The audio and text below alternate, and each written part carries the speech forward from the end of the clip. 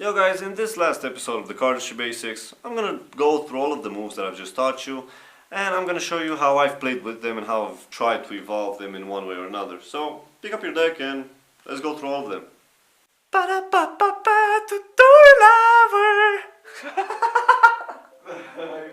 So the first thing is the one-handed cut, and how I've played with it is put the deck there, the packet there, and then I've turned it, repositioned it, turned it again.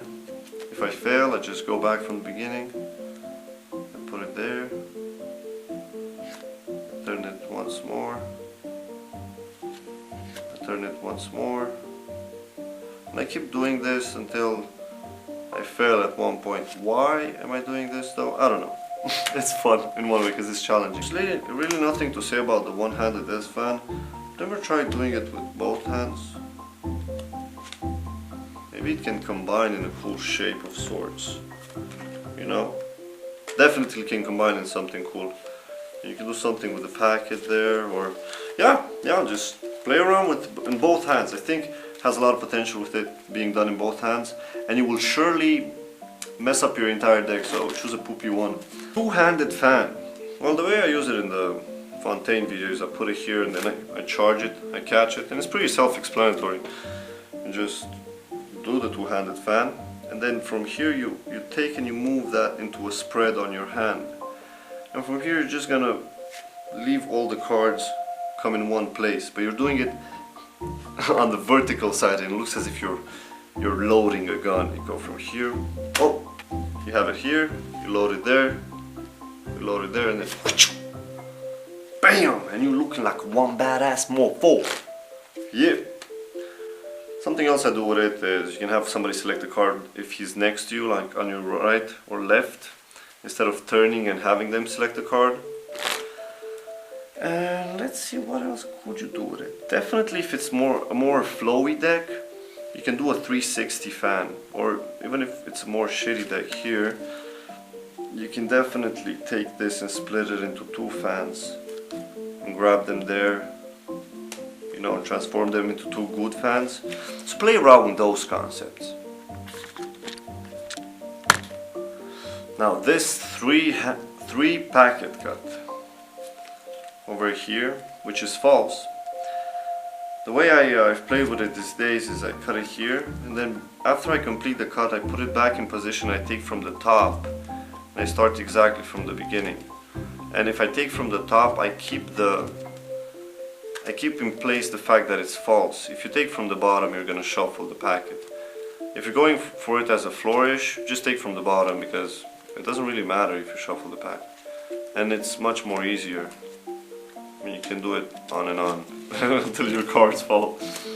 The other way I play with this is I go from here, I transform this into a triangle, and I have this small little flourish over here that keeps repeating, just like this.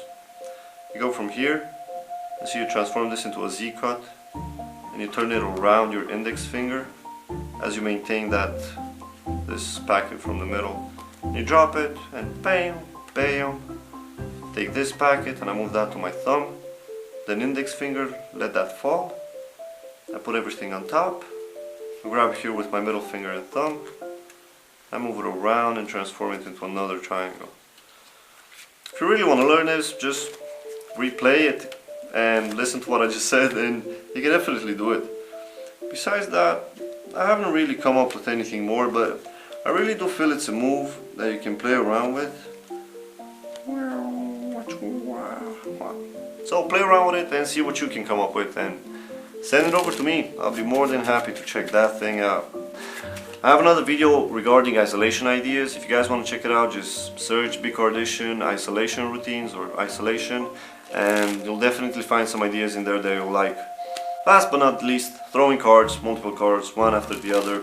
This is a concept I've played around with because I like the idea of looking like a ninja and throwing cards. And besides this thing, I haven't really found anything else that might work, but this can be transformed into a sort of flourish, you know, so just play around with the idea of having this deck over here and being able to I don't know, take cards one by one.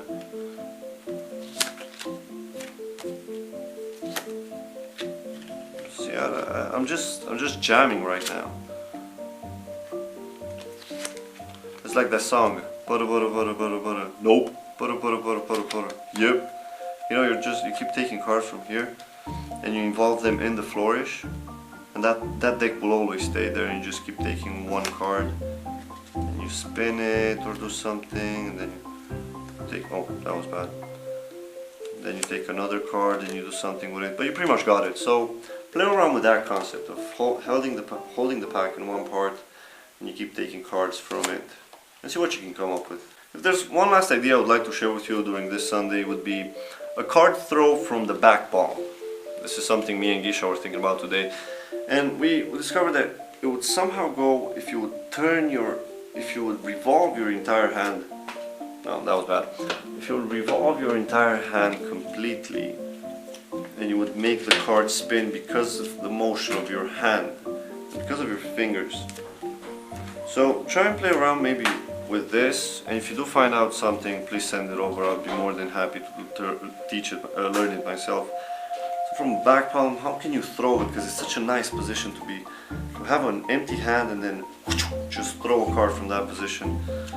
So if you discover the method, send it over. I would love to check that out.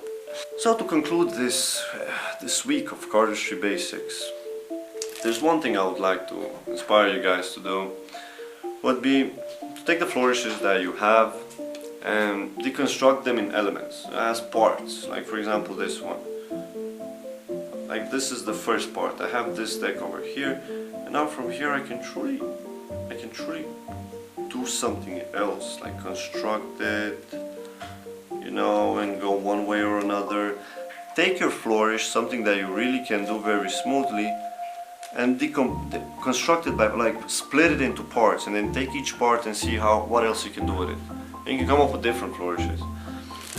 Something else is, take a flourish and give yourself a limitation. For example, that packet would always stay in the middle between my thumb and the ring finger.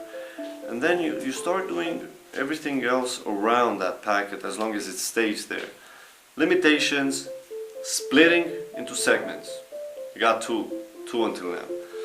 Now, for all of you guys out there that already know how to come up with flourishes and everything, this is an advice I got from Tobias, and he said, I work on one flourish for 1 week, and I work every day in and out, and I expand on it, I variate it, I create different ways to do it, and by the end of the week I've mastered it, because I've done it when I'm watching movies, and from here I'm expanding his idea. But his idea was basically choose one flourish and do it for 1 week, and then you can master that thing, and you can move on. Something else I would say for all of you guys out there that can come up with flourishes very easily would be to impose an idea of magic inside of your flourishes. You don't have to turn your entire flourish into a magic fucking routine. You don't have to do that. But there's this color change I've always liked Aviv does. He makes a construction, then he shows the 8, and then bam, he changes it. It's such a small thing. It doesn't destroy or take away from the card, from the cut itself. It just adds an aura of magic, which just adds that's something nice. What I'm saying is, you don't necessarily have to do this with every flourish you have. It's just do it with one. Try and do it with one. It's not necessarily about what you're doing, the fact that you're involving magic in a cut or a flourish or a fan or a throw or whatever. It's just through what your brain is going while it's doing this. The process itself, that you're trying to create something magical as in impossible, something impossible looking. For me, puzzles have always been something that look a bit magical, and those things you guys do when it's just like, and they fall on one and the other. It has a very nice visual appeal to it, and that's the final advice of it all would be, just involve something magical in it for the idea of what your brain is going through, and keep in mind that tomatoes are always red if you look at them in the sun.